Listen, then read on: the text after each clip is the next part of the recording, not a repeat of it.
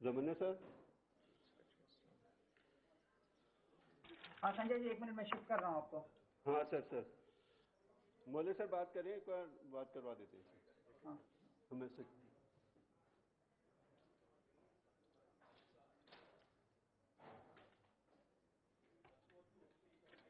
इधर है सेक्रेटरी साहब, आपकी साइड में।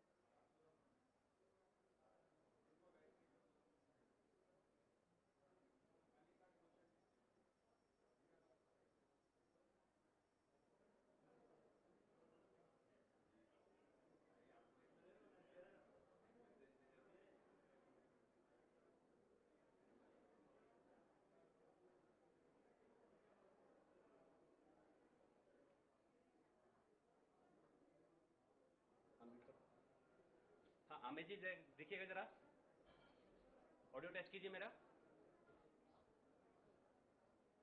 अमित आवाज आपका ठीक है? ठीक है, हाँ thank you sir.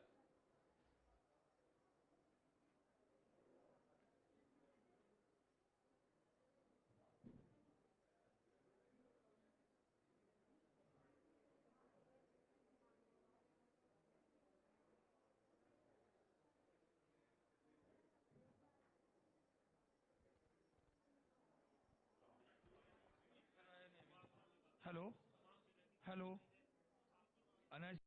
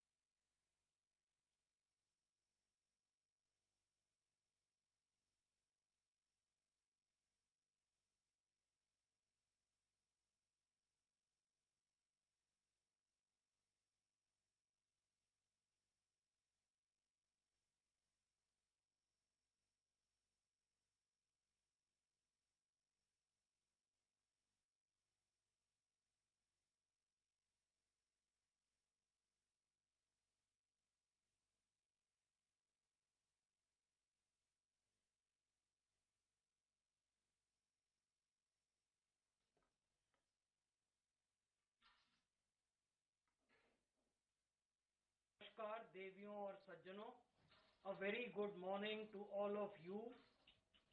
Covid vaccination कार्यक्रम के देशव्यापी प्रारंभ के अवसर पर राष्ट्र के नाम संदेश हेतु हम परम आदरणीय प्रधानमंत्री जी से कृपा पूर्वक आग्रह करते हैं।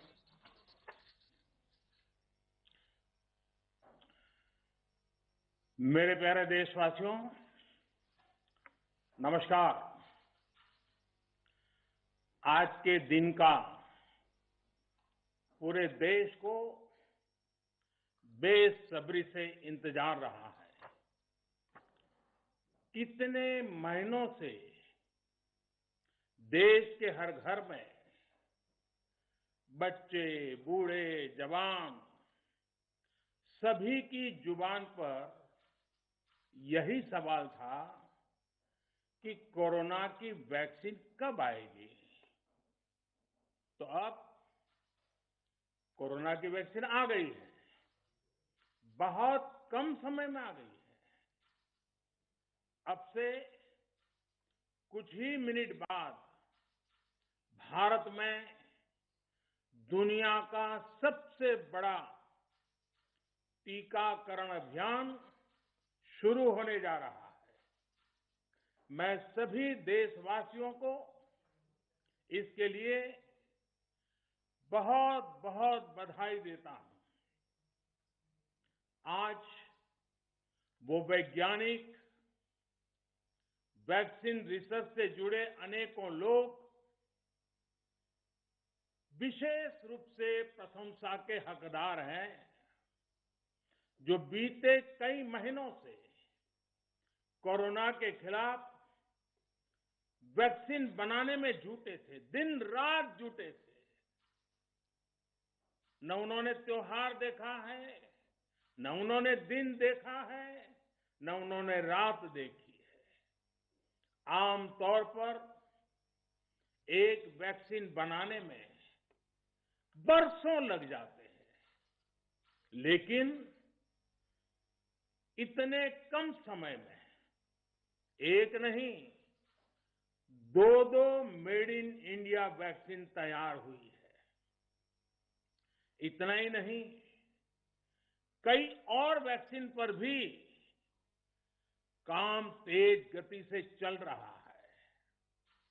ये भारत के सामर्थ्य, भारत की वैज्ञानिक दक्षता, भारत के टैलेंट का जीता जागता सबूत है। ऐसी ही उपलब्धियों के लिए राष्ट्रकवि रामधारी सिंह दिनकर जी ने कहा था, मानव जब जोर लगाता है, पत्थर पानी बन जाता है। भाइयों और बहनों, भारत का टीकाकरण अभियान बहुत ही मानवीय और महत्वपूर्ण सिद्धांतों पर आधारित है। जिसे सबसे ज्यादा जरूरी है, उसे सबसे पहले कोरोना का टीका लगेगा। जिसे कोरोना संक्रमण का रिस्क सबसे ज्यादा है, उसे पहले टीका लगेगा। जो हमारे डॉक्टर्स हैं, नर्सेस हैं, अस्पताल में सफाई कर्मी हैं, मेडिकल, पैरामेडिकल स्टाफ हैं, वो कोरोना की वैक्सीन के सबसे पहले हकदार हैं। चाहे वो सरकारी अस्पताल में हो या फिर प्राइवेट में, सभी को ये वैक्सीन प्राथमिकता पर लगेगी। इसके बाद उन लोगों को टीका लगाया जाएगा जिन पर जरूरी सेवाओं और देश की रक्षा या कानून व्यवस्था की जिम्मेदारी है। जैसे हमारे सुरक्षा बल हो गए, पुलिसकर्मी हो गए, फायर ब्रिगेड के लोग हो गए, सफाई कर्मचारी हो गए, इन सभी को ये वैक्सीन प्राथमिकता पर लगेगी। और मैंने जैसा पहले भी कहा है, इनकी संख्या करीब करीब 3 करोड़ होती है। इन सभी के वैक्सीनेशन का खर्च भारत सरकार द्वारा उठाया जाएगा। साथियों, इस टीकाकरण अभियान की पुख्ता तैयारियों के लिए राज्य सरकारों के सहयोग से देश के कोने कोने में ट्रायल्स किए गए हैं, ड्राई रन्स हुए हैं। विशेष तौर पर बनाए गए कोविन डिजिटल प्लेटफॉर्म में टीकाकरण के लिए रजिस्ट्रेशन से लेकर ट्रैकिंग तक की व्यवस्था है। आपको पहला टीका लगने के बाद दूसरी डोज कब लगेगी, इसकी जानकारी भी आपके फोन पर दी जाएगी। और मैं सभी देशवासियों को ये बात फिर याद दिलाना चाहता हूं कि कोरोना वैक्सीन की 2 डोज लगनी बहुत जरूरी है। एक डोज ले लिया और फिर भूल गए, ऐसा गलती मत करना। और जैसा एक्सपर्ट्स कह रहे हैं, पहली और दूसरी डोज के बीच लगभग 1 महीने का अंतराल भी रखा जाएगा। आपको ये भी याद रखना है कि दूसरी डोज लगाने के 2 हफ्ते बाद ही आपके शरीर में कोरोना के विरुद्ध जरूरी शक्ति विकसित हो पाएगी। इसलिए टीका लगते ही आप असावधानी बरतने लगें, मास्क निकाल कर रख दें, 2 गज की दूरी भूल जाएं, ये सब मत करिएगा। मैं प्रार्थना करता हूं, मत करिएगा। और मैं आपको एक और चीज बहुत आग्रह से कहना चाहता हूं। जिस तरह धैर्य के साथ आपने कोरोना का मुकाबला किया, वैसे ही धैर्य अब वैक्सीनेशन के समय भी दिखाना है। साथियों, इतिहास में इस प्रकार का और इतने बड़े स्तर का टीकाकरण अभियान पहले कभी नहीं चलाया गया है। ये अभियान कितना बड़ा है, इसका अंदाज आप सिर्फ पहले चरण से ही लगा सकते हैं। दुनिया के 100 से भी ज्यादा ऐसे देश हैं जिनकी संख्या 3 करोड़ से कम है, और भारत वैक्सीनेशन के अपने पहले चरण में ही 3 करोड़ लोगों का टीकाकरण कर रहा है। दूसरे चरण में हमें इसको 30 करोड़ की संख्या तक ले जाना है। जो बुजुर्ग हैं, जो गंभीर बीमारी से ग्रस्त हैं, उन्हें वो अगले चरण वाले चरण में टीका लगेगा। आप कल्पना कर सकते हैं, 30 करोड़ की आबादी से ऊपर के दुनिया के सिर्फ 3 ही देश हैं, खुद भारत, चीन और अमेरिका। और कोई भी देश ऐसा नहीं है जिनकी आबादी इनसे ज्यादा हो। इसलिए भारत का टीकाकरण अभियान इतना बड़ा है, और इसलिए ये अभियान भारत के सामर्थ्य को दिखाता है। और मैं देशवासियों को एक और बात कहना चाहता हूं। हमारे वैज्ञानिक, हमारे एक्सपर्ट्स जब दोनों मेड इन इंडिया वैक्सीन की सुरक्षा और प्रभाव को लेकर आश्वस्त हुए, तभी उन्होंने इसके इमरजेंसी उपयोग की अनुमति दी है। इसलिए देशवासियों को किसी भी तरह के प्रोपेगेंडा,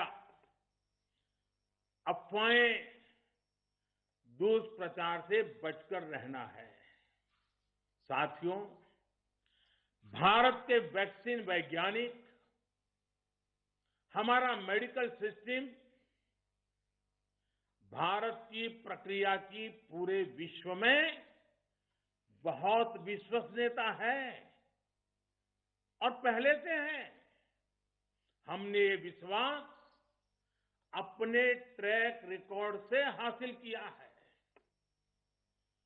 मेरे प्यारे देशवासियों, हर हिंदुस्तानी इस बात का गर्व करेगा कि दुनिया भर के करीब 60% बच्चों को जो जीवन रक्षक टीके लगते हैं वो भारत में ही बनते हैं। भारत की सख्त वैज्ञानिक प्रक्रियाओं से ही होकर के गुजरते हैं।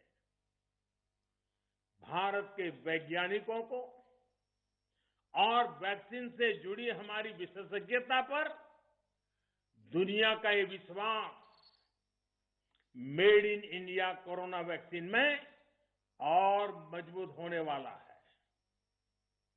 इसकी कुछ और खास बातें हैं जो आज मैं देशवासियों को जरूर बताना चाहता हूं। ये भारतीय वैक्सीन विदेशी वैक्सीनों की तुलना में बहुत सस्ती है और इनका उपयोग भी उतना ही आसान है। विदेश में तो कुछ वैक्सीन ऐसी हैं जिसकी एक डोज 5,000 रुपया तक में है और जिसे -70 डिग्री तापमान में फ्रीज में रखना होता है। -70 डिग्री। वहीं भारत की वैक्सीन ऐसी तकनीक पर बनाई गई हैं जो भारत में बरसों से ट्राइड और टेस्टेड है। ये वैक्सीन स्टोरेज से लेकर ट्रांसपोर्टेशन तक भारतीय स्थितियों और परिस्थितियों के अनुकूल है। यही वैक्सीन अब भारत को कोरोना के खिलाफ लड़ाई में निर्णायक जीत दिलाएगी। साथियों, कोरोना से हमारी लड़ाई आत्मविश्वास और आत्मनिर्भरता की रही है।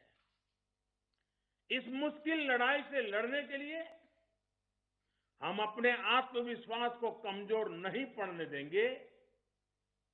ये प्रण हर भारतीय में दिखाई दिया है। संकट कितना ही बड़ा क्यों न हो, देशवासियों ने कभी आत्मविश्वास खोया नहीं। जब भारत में कोरोना पहुंचा तब देश में कोरोना टेस्टिंग की एक ही लैब थी। हमने अपने सामर्थ्य पर विश्वास रखा और आज 2300 से ज्यादा लैब्स का नेटवर्क हमारे पास है। शुरुआत में हम mask, PPE kit, testing kits, ventilators जैसे जरूरी सामान के लिए भी विदेशों पर निर्भर थे। आज इन सभी सामानों के निर्माण में हम आत्मनिर्भर हो गए हैं और इनका निर्यात भी कर रहे हैं। आत्मविश्वास और आत्मनिर्भरता की इसी ताकत को हमें टीकाकरण के इस दौर में भी सशक्त कर रहा है। साथियों, महान तेलुगु कवि श्री गुराजाड़ा अप्पा राव ने कहा था, सौंत लाभम कौंत मानुको సొంత లాభ కొంత మానుకు పౌరు గువాడికి తోడు పాడబోయ్ देश मंटे मट्टी कादोई देश मंटे मनुष्य लोय यानी हम दूसरों के काम आए ये निस्वार्थ भाव हमारे भीतर रहना चाहिए। राष्ट्र सिर्फ मिट्टी पानी कंकड़ पत्थर से नहीं बनता बल्कि राष्ट्र का अर्थ होता है हमारे लोग।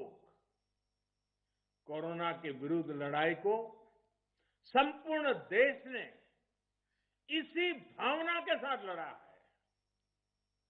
आज जब हम बीते साल को देखते हैं तो एक व्यक्ति के रूप में, एक परिवार के रूप में, एक राष्ट्र के रूप में हमने बहुत कुछ सीखा है, बहुत कुछ देखा है, जाना है, समझा है। आज भारत जब अपना टीकाकरण अभियान शुरू कर रहा है तो मैं उन दिनों को भी याद कर रहा हूं। कोरोना संकट का वो दौर जब हर कोई चाहता था कि कुछ करे लेकिन उसको उतने रास्ते नहीं सूझते थे।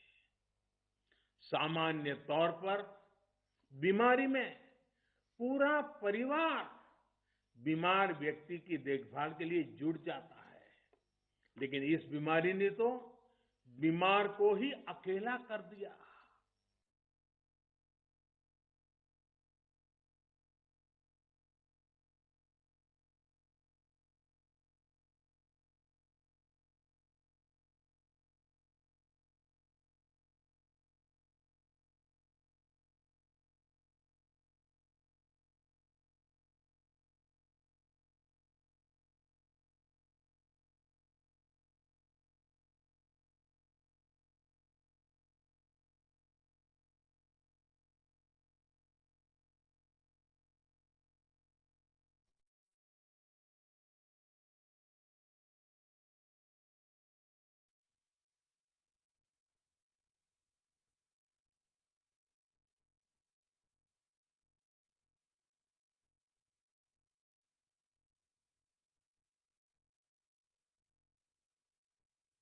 उनको परंपरा के मुताबिक वो विदाई भी नहीं मिल सकी जिसके वो हकदार थे।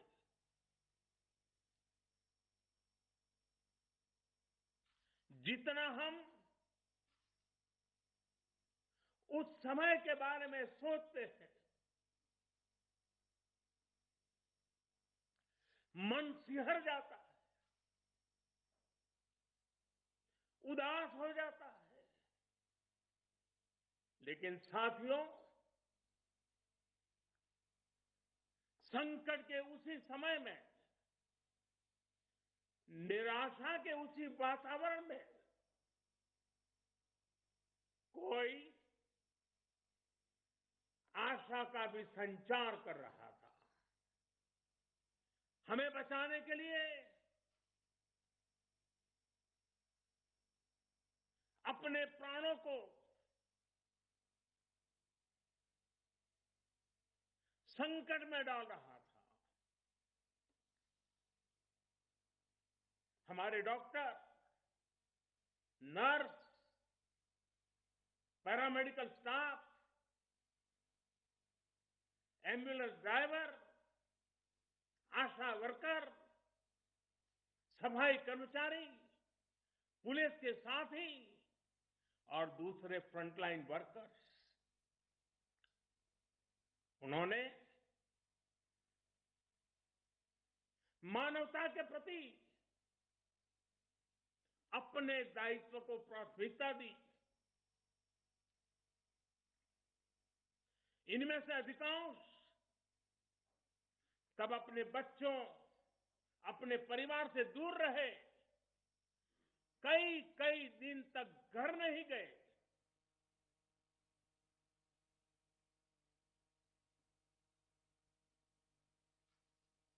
सैकड़ों साथी ऐसे भी हैं जो कभी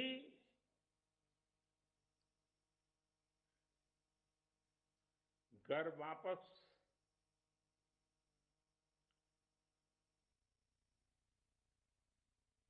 लौट ही नहीं आ पाए। उन्होंने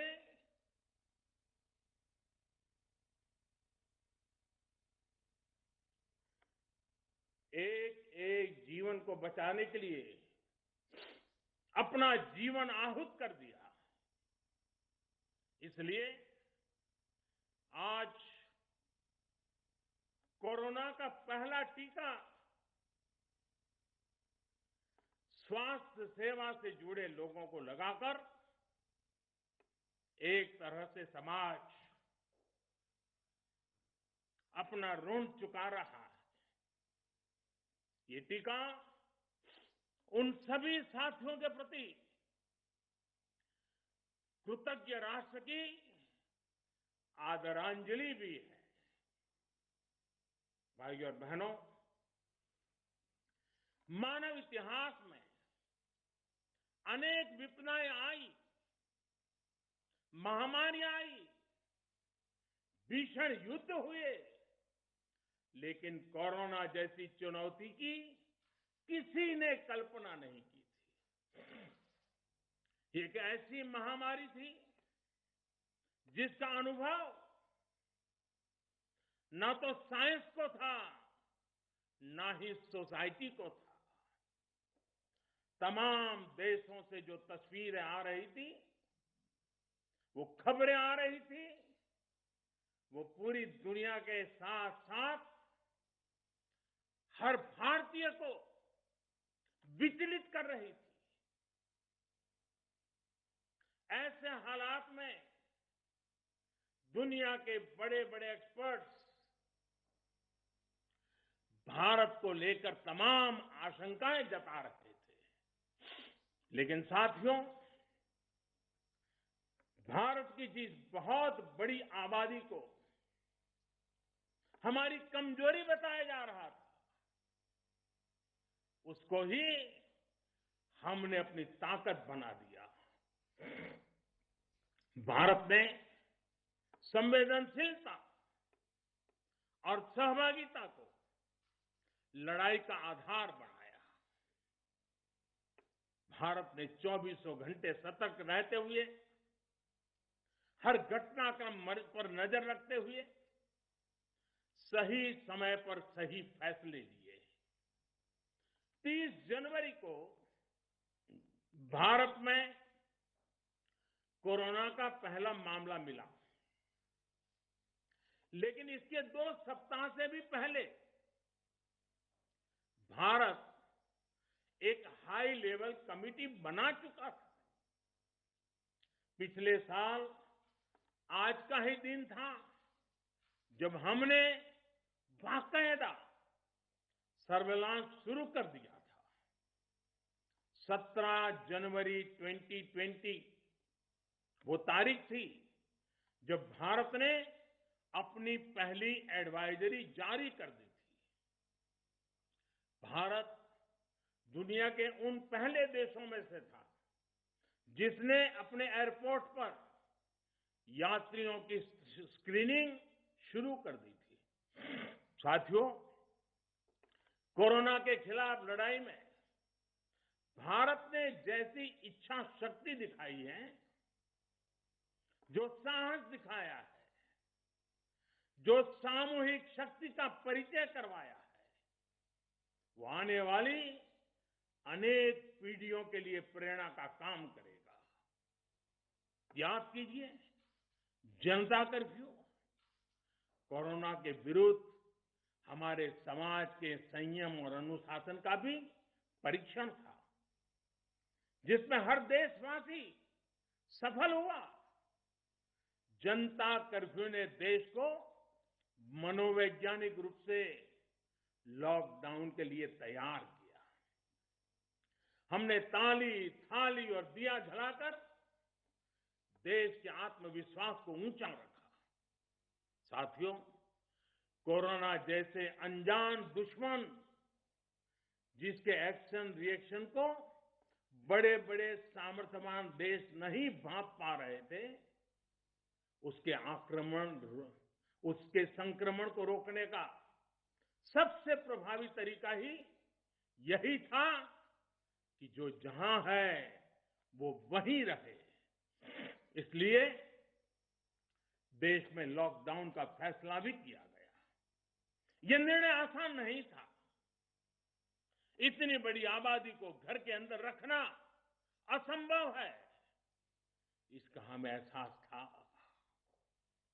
और यहां तो देश में सब कुछ बंद होने जा रहा था, लॉकडाउन होने जा रहा था। इसका लोगों की रोजी रोटी पर क्या प्रभाव पड़ेगा, अर्थव्यवस्था पर क्या प्रभाव पड़ेगा, इसका आकलन भी हमारे सामने था। लेकिन देश ने जान है तो जहान है के मंत्र पर चलते हुए प्रत्येक भारतीय का जीवन बचाने को सर्वोच्च प्राथमिकता दी। और हम सभी ने ये देखा है कि कैसे तुरंत ही पूरा देश, पूरा समाज इस भावना के साथ खड़ा हो गया। अनेकों बार छोटी छोटी लेकिन महत्वपूर्ण चीजों की जानकारी देने के लिए मैंने भी अनेक बार देशवासियों के साथ सीधा संवाद किया। एक तरफ जहां गरीबों को मुफ्त भोजन की व्यवस्था की गई, तो वहीं दूध, सब्जी, राशन, गैस, दवा ऐसी जरूरी चीजों की सुचारू आपूर्ति सुनिश्चित की गई। देश में व्यवस्थाएं ठीक से चले, इसके लिए गृह मंत्रालय ने 24/7 कंट्रोल रूम शुरू किया, जिस पर हजारों कॉल्स का जवाब दिया गया, लोगों को समाधान दिया गया। साथियों, कोरोना के विरुद्ध इस लड़ाई में हमने कदम कदम पर दुनिया के सामने उदाहरण प्रस्तुत किया है। ऐसे समय में जब कुछ देशों ने अपने नागरिकों को चीन में बढ़ते कोरोना के बीच छोड़ दिया था, तब भारत चीन में फंसे हर भारतीय को वापस लेकर आया। और सिर्फ भारत के ही नहीं, हम कई दूसरे देशों के नागरिकों को भी वहां से वापस निकाल करके लाए। कोरोना काल में वंदे भारत मिशन के तहत 35 लाख से ज्यादा भारतीयों को विदेशों से भारत लाया गया। मुझे याद है, एक देश में जब भारतीयों को टेस्ट करने के लिए मशीनें कम पड़ रही थी, तो भारत ने पूरी टेस्टिंग लैब यहां से वहां भेज करके उसको वहां सजाया, लगाया, ताकि वहां से भारत आ रहे लोगों को टेस्टिंग की दिक्कत ना हो। साथियों, भारत ने इस महामारी से जिस प्रकार से मुकाबला किया, उसका लोहा आज पूरी दुनिया मान रही है। केंद्र और राज्य सरकारें, स्थानीय निकाय, हर सरकारी संस्थान, सामाजिक संस्थाएं कैसे एकजुट होकर बेहतर काम कर सकते हैं, ये उदाहरण भी भारत ने दुनिया के सामने रखा। इसरो, डीआरडीओ, फौज से लेकर किसानों और श्रमिकों तक सभी एक संकल्प के साथ कैसे काम कर सकते हैं, ये भारत ने दिखाया है। 2 गज की दूरी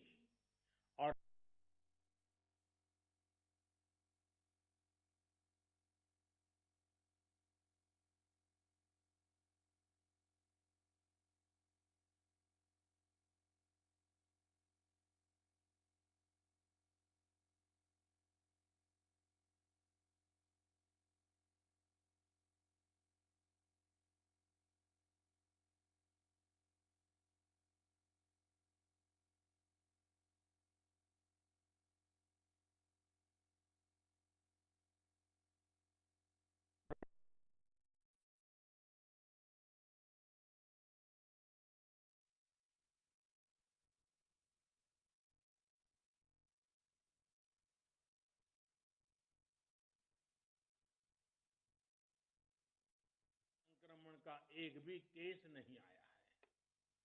जहां तक कि लॉकडाउन के से प्रभावित अर्थव्यवस्था की रिकवरी में भी भारत दुनिया में आगे निकल रहा है।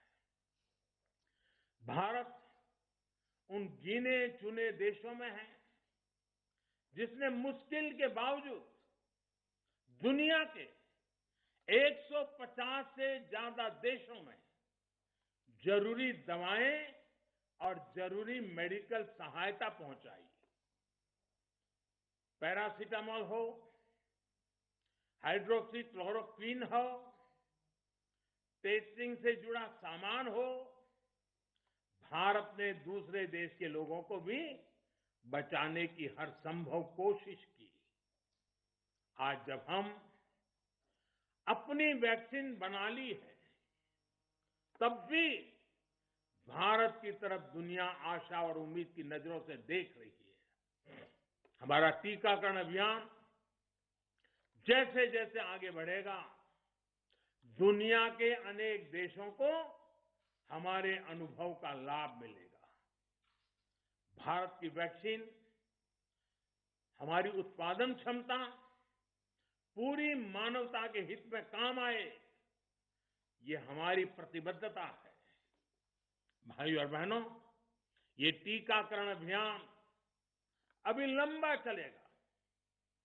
हमें जन जन के जीवन को बचाने में योगदान देने का मौका मिला है और इसलिए इस अभियान से जुड़ी प्रक्रिया को, उस प्रक्रिया का हिस्सा बनने के लिए भी देश में वॉलेंटियर आगे आ रहे हैं। मैं उनका स्वागत करता हूं और भी अधिक वॉलेंटियर्स को मैं अपना समय इस सेवा कार्य में जोड़ने के लिए जरूर आग्रह करूंगा। हां, जैसा मैंने पहले कहा, मास्क, 2 गज की दूरी और साफ सफाई ये टीके के दौरान भी और बाद में भी जरूरी रहेंगे। टीका लग गया तो उसका अर्थ ये नहीं कि आप कोरोना से बचाव के दूसरे तरीके छोड़ दें। अब हमें नया प्रण लेना है। दवाई भी, कड़ाई भी। दवाई भी, कड़ाई भी। आप सभी स्वस्थ रहें, इसी कामना के साथ इस टीकाकरण अभियान के लिए पूरे देश को बहुत बहुत शुभकामनाएं देता हूं। देश के वैज्ञानिकों का, रिसर्चर्स का, लैब में जुड़े हुए सब लोगों का, जिन्होंने पूरे साल एक ऋषि की तरह अपने लैब में जीवन खपा दिया और ये वैक्सीन देश और मानवता को दी है, मैं उनको भी विशेष रूप से अभिनंदन करता हूं, उनका आभार व्यक्त करता हूं। मेरी आप सबको बहुत बहुत शुभकामनाएं हैं। आप जल्द इसका लाभ उठाएं, आप भी स्वस्थ रहें, आपका परिवार भी स्वस्थ रहें, पूरी मानव जात इस संकट की घड़ी से बाहर निकले और स्वस्थता हम सबको प्राप्त हो। इसी एक कामना के साथ आप सबका बहुत बहुत धन्यवाद। अब परम आदरणीय प्रधानमंत्री जी से अनुरोध है कि रिमोट बटन दबाकर विश्व के सबसे बड़े वैक्सीनेशन कार्यक्रम का औपचारिक प्रारंभ करने की कृपा करें।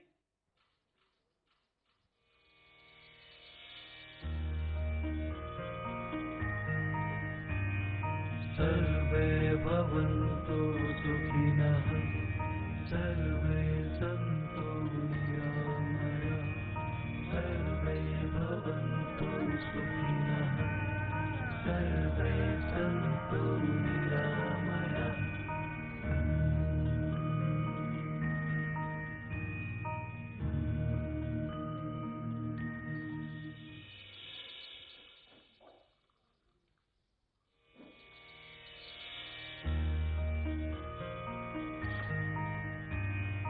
सर्वे भवन्तु सुखिनः, सर्वे सन्तु निरामयाः,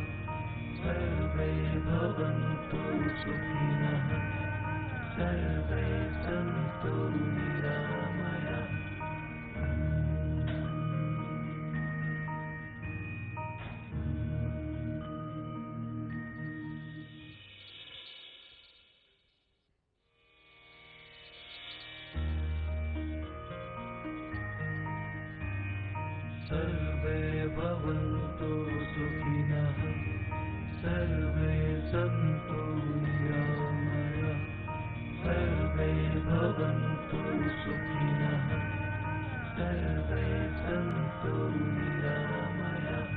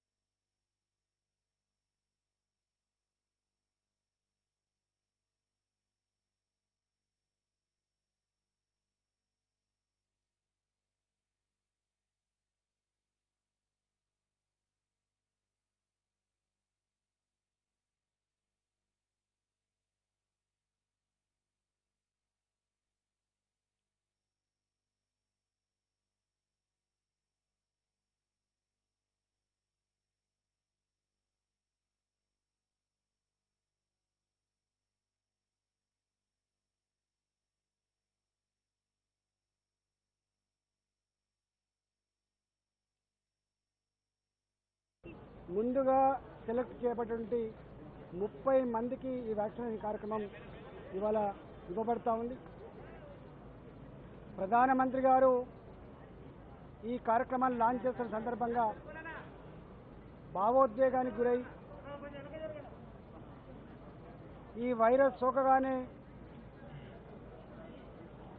రక్త సంబంధికులు లేక ఒంటరిగా గడిపిన జీవనం కానీ, అనేక మంది ఆప్తులు కోల్పోయినటువంటి సందర్భం కానీ, డాక్టర్లుగా, నర్సులుగా, శానిటేషన్ వర్కర్స్గా తన కుటుంబ సభ్యులను వదిలిపెట్టి సాటి మనిషిని కాపాడనే క్రమంలో వాళ్ళు చేసిన త్యాగాలు కానీ, ఒక్కొక్కసారి డాక్టర్ కానీ, నర్సు కానీ వారం రోజుల పాటు ఇంటికి పోకుండా ప్రజల్ని కాపాడే క్రమంలో వాళ్ళు చేసిన త్యాగాల గురించి ప్రధానమంత్రి గారు భావోద్వేగానికి గురై ముందుగా ఇవ్వవలసిన వ్యాక్సిన్ వారికే అని చెప్పి స్పష్టంగా చెప్పడం జరిగింది.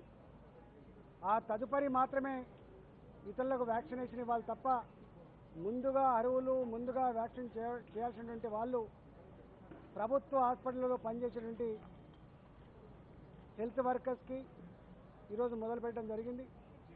తప్పకుండా ఈ వ్యాక్సిన్ నిరంతరంగా కొనసాగుతుంది.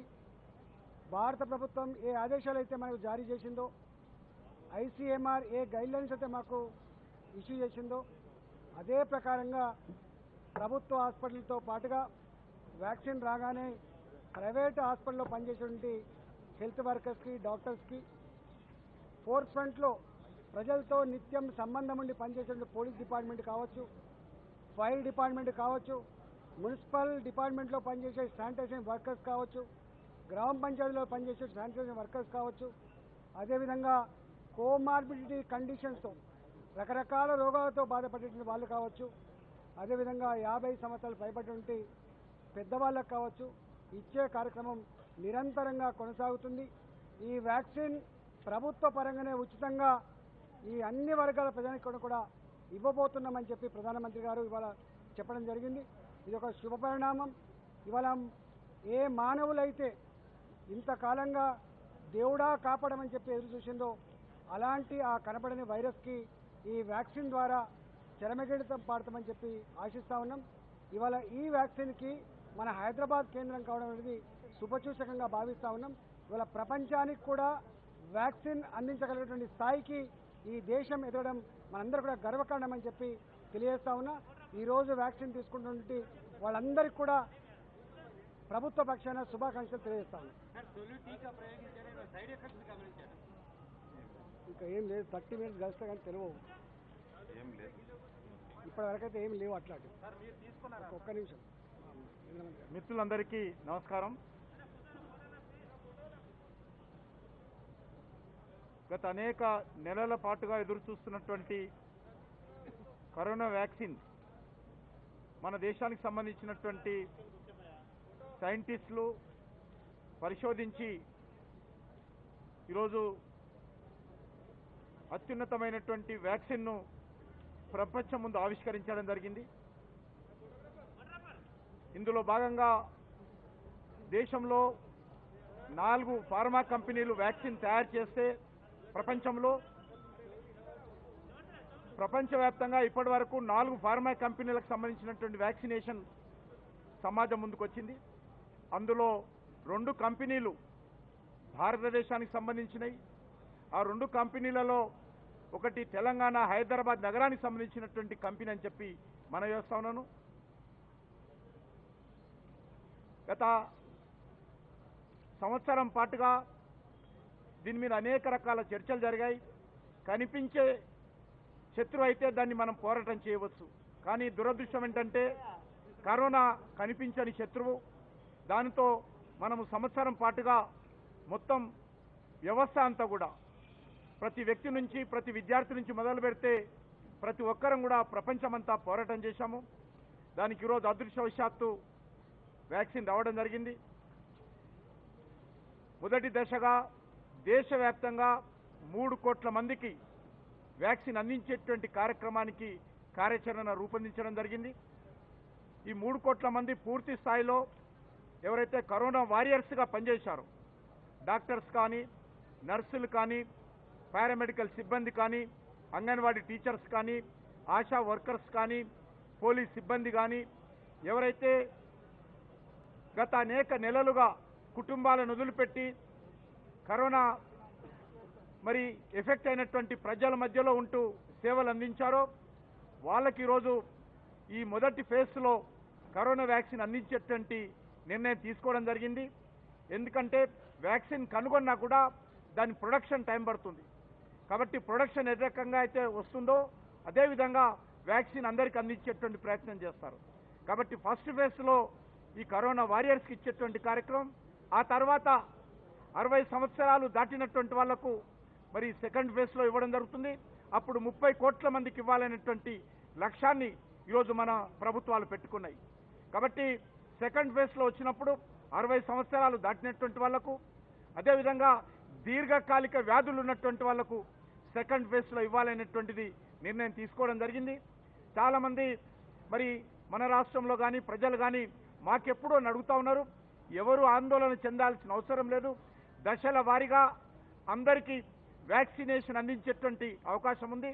కాబట్టి వ్యాక్సినేషన్ తీసుకున్న వాళ్ళు కానీ వ్యాక్సినేషన్ అందే వరకు కానీ అన్ని రకాల జాగ్రత్తలు తీసుకోవాలి. మాస్క్ కావచ్చు, మరి 2 గజాల దూరం కావచ్చు, శానిటేషన్ కావచ్చు, రెగ్యులర్గా మరి చేతులు శుభ్రం చేసుకోవడం కానీ ఇవన్నీ కూడా అన్ని రకాల జాగ్రత్తలు తీసుకోవాలి. వ్యాక్సినేషన్ ఈరోజు వేసుకున్నటువంటి వాళ్ళు నెల రోజుల తర్వాత సెకండ్ డోసు కూడా తీసుకోవాలి. కాబట్టి తీసుకున్న తర్వాతనే అతనిలో ఈరోజు యాంటీబాడీస్ తయారవుతాయి. ఫస్ట్ డోస్ తీసుకున్నటువంటి వాళ్ళకి ఎవరు కూడా యాంటీబాడీస్ తయారు కావు. సెకండ్ డోస్ తీసుకున్న తర్వాతనే యాంటీబాడీస్ తయారవుతాయి. కాబట్టి అందరూ కూడా సెకండ్ డోస్ తీసుకున్న తర్వాత వారం 10 రోజుల తర్వాతనే యాంటీబాడీస్ కనిపిస్తాయి. కాబట్టి తీసుకోగానే అతనికి కరోనా రాదు. కాబట్టి నిర్లక్ష్యంగా మాస్క్ వదిలేసి ఎవరు తిరగొద్దని చెప్పి మనవి చేస్తా ఉన్నాను. ముఖ్యంగా మన తెలంగాణకు సంబంధించినటువంటి భారత్ బయోటెక్ కంపెనీకి సంబంధించినటువంటి మరి సిబ్బంది కావచ్చు, శాస్త్రజ్ఞులు కావచ్చు, సైంటిస్టులు కావచ్చు అత్యద్భుతంగా పరిశోధన చేసి ఈరోజు ప్రపంచం ముందు మన తెలంగాణ, మన తెలుగు వాళ్ళ కంపెనీ ఈరోజు వ్యాక్సిన్ ఆవిష్కరించడం జరిగింది. అదేవిధంగా మరికొన్ని కంపెనీలు కూడా మన హైదరాబాద్ నగరానికి సంబంధించినటువంటి కంపెనీలు కూడా ఈరోజు పరిశోధనలో ముందున్నాయి. తప్పకుండా భారతదేశము ఈరోజు ప్రపంచానికి దారి చూపిస్తుంది. ప్రపంచంలో ఈరోజు 150 దేశాలు ఇప్పటికే మనకు వ్యాక్సిన్ కావాలని మన దేశానికి రిక్వెస్ట్ అడుగుతున్నాయి. కాబట్టి కొంత ప్రొడక్షన్ దేశంలో ఉన్నటువంటి ప్రజలకు, కొంత ప్రొడక్షన్ వసుదైక కుటుంబంగా ప్రపంచ మానవాళి అంతా కూడా ఒకటే, అందరూ ప్రాణాలతో ఉండాలని కోరుకునేటువంటి వాళ్ళము మన భారతీయులం. కాబట్టి ప్రపంచంలో ఉన్నటువంటి మరి తీవ్ర కరోనాతో బాధపడుతున్నటువంటి వాళ్ళకు కూడా మన దేశంలో ఉత్పత్తి అవుతున్నటువంటి, మనం కనుగొన్నటువంటి వ్యాక్సిన్ అందించేటువంటి కార్యక్రమం కూడా మన కంపెనీలు చేయబోతున్నాయి. కాబట్టి మరొకసారి వ్యాక్సిన్ కనుగొన్నటువంటి మరి ఎవరైతే శాస్త్రజ్ఞులు ఉన్నారో, సైంటిస్టులు ఉన్నారో వాళ్లకు మన ప్రజల తరఫున ధన్యవాదాలు తెలియజేస్తా ఉన్నాను. అదేవిధంగా కరోనాలో ముందున్నట్టు పోరాటం చేసినటువంటి ఎవరైతే మరి ఈరోజు ప్రాణాలు కోల్పోయారో వాళ్ళకు ఆత్మకు శాంతి చేకూరాలని కోరుకుంటున్నాను. ఆ కుటుంబాలకు అండగా నిలబడాల్సినటువంటి అవసరం సమాజం మీద ఉన్నది. కాబట్టి వాళ్ళ కుటుంబాలకు అండగా నిలబడేటువంటి ప్రయత్నం చేయాలి.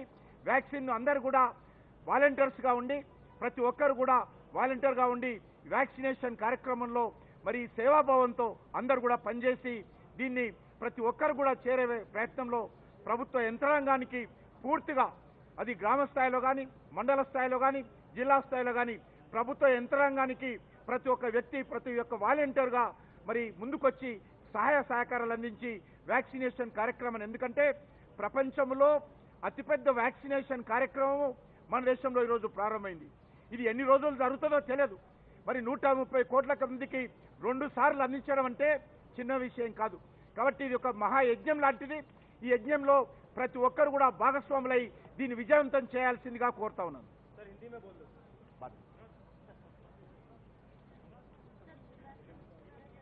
సాధారణ ప్రజలకు ఎప్పటిలోగా అందొచ్చు సార్? ఇప్పటిదాకా అదే చెప్పినాం కదా. ప్రధానమంత్రి గారు తన స్పీచ్లో స్పష్టంగా ఇలా ప్రెస్ వాళ్ళు కూడా ప్రజల మధ్యలో ఉండేవాళ్ళే, అనేక డిపార్ట్మెంట్స్ కూడా ప్రజల మధ్యలో ఉండేవాళ్ళే, రాజకీయ నాయకులు కూడా నిరంతరంగా ప్రజల మధ్య ఉండేవాళ్ళే. కానీ కోవిడ్ వారియర్స్ ఎవరైతే ఉన్నారో ప్రాణాలను తెగించి ప్రజలను కాపాడినటువంటి హెల్త్ డిపార్ట్మెంట్లో వాళ్ళకే ముందు విడతగా ఇవ్వాలని చెప్పి వారు కోరిండ్రు కాబట్టి ఇవాళ వారికి మాత్రమే ఇచ్చుకొని వారి ఆదేశాలను అమలు చేయడం జరిగింది. రెండవది, ఇప్పటిదాకా మీకు చెప్పినట్టుగా ఇది నిరంతరంగా కొనసాగే ప్రక్రియ. ఈ వ్యాక్సినేషన్ ప్రోగ్రాం ఏదో 4 రోజులు వారం రోజులు చేసి ఆపేది కాదు, నిరంతరంగా కొనసాగే ప్రక్రియ. దీని ఇంపాక్ట్ తర్వాత అసెస్ చేసుకొని మళ్ళీ ఐసీఎంఆర్, కేంద్ర ప్రభుత్వ ఆధ్వర్యంలో ఐసీఎంఆర్ ఏ పద్ధతులు అయితే పాటించమని చెప్తుందో అదే పద్ధతిని మళ్ళీ పాటిస్తుంది. వాళ్ళు ఇచ్చిన ఆదేశాలతోటి మళ్ళీ ముందు నడుస్తుంది. సార్ మీతో పాటు నార్మల్ హెల్త్ కేర్ వర్కర్స్ కాకుండా ఎవరెవరు వ్యాక్సిన్ తీసుకున్నారు సార్? డిఎంఈ వీళ్ళంతా తీసుకున్నారు.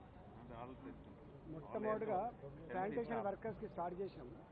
మీకు ఇచ్చుకోవడం పెద్ద ఇష్యూ కాదు, కానీ ఇంకో సెంటిమెంట్గా మా ప్రధానమంత్రి గారు కోవిడ్ వ్యారియర్స్కి మాత్రమే ఇవ్వమని చెప్తే వారికి మాత్రమే ముందు ఇచ్చుకున్నాం.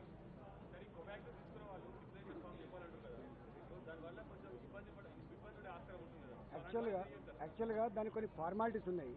అంటే ఇప్పుడున్న ఈ పరిస్థితులలో దాన్ని చేయడం సాధ్యం కాదు కాబట్టి ఇది మొదలైన తర్వాత దాన్ని ఎట్లా అమలు చేయాలి, దానికి పాటించాల్సిన పద్ధతులు ఏంది, ఆ సిస్టమ్ అంతా కూడా ఎస్టాబ్లిష్ అయిన తర్వాత భారత్ బయోటెక్ ఇచ్చినటువంటి వ్యాక్సిన్ ఏదైతే ఉందో అవన్నీ కూడా ఫుల్ఫిల్ చేసే ప్రయత్నం చేస్తాం. మనకు అలౌ చేసింది 2 వ్యాక్సిన్లు, ఒకటి పూనా సీరం ఇన్స్టిట్యూట్ వ్యాక్సిన్, రెండోది భారత్ బయోటెక్ వ్యాక్సిన్. ఇవాళ సీరం ఇన్స్టిట్యూట్ మొదలుపెట్టినాం, దాని ఫార్మాలిటీ తర్వాత భారత్ బయోటెక్ కూడా మొదలు పెడతాం. అందరికీ ధన్యవాదాలు.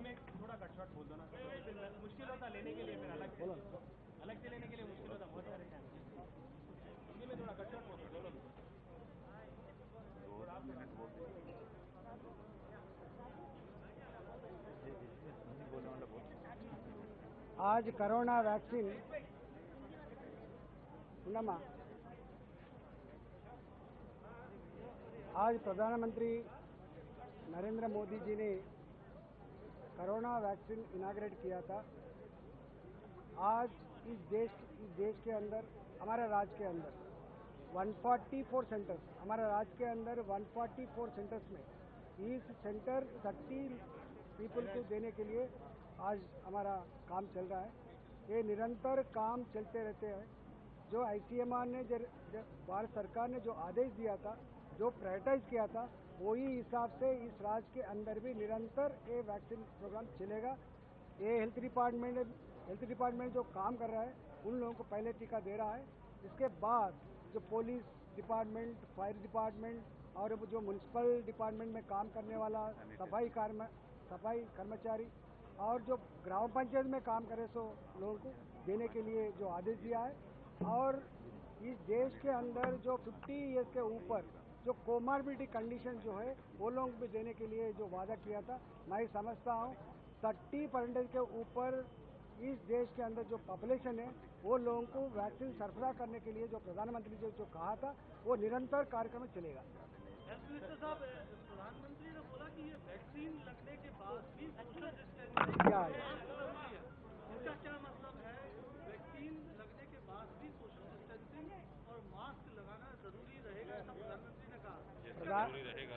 प्रधानमंत्री ने एक ही बात कहा था, ये वैक्सीन लेने के बाद भी 40 to 43 डेज को वो एंटीबॉडीज डेवलप होता.